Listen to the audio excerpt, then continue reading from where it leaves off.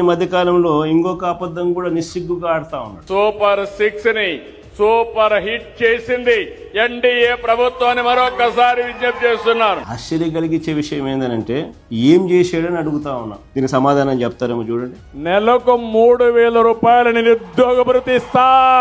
2 ఏళ్లకు 72,000 ఇచ్చినారా అని అంటాను. మళ్ళీ సూపర్ 6 సూపర్ 7 ఎక్కడ అమలైందని అడుగుతాను.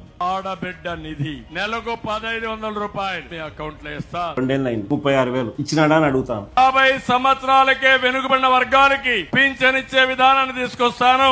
2 ఏళ్ళకి కలిపి 96,000 మళ్ళీ ఇచ్చినాడా అంటున్నా. నేను ఎవరికి ఇచ్చినాడా అని అంటాను. అన్నదాత సుఖీభవ 20,000 రూపాయలు ఇస్తాను ప్రతి ఒక్క రైతుకి. 2 ఏళ్ళకి కలిపి 40,000 ఇచ్చింది 10,000 30,000 ఎగరగొట్టినాడు. ఇది మోసం కాదా అని అడుగుతాను. అమ్మఒడిని పేరు మార్చినాడు. తల్లికి వందనం ఒక బిడ్డ ఉంటే 15,000 మీకు ఇచ్చే బాధ్యత మాది.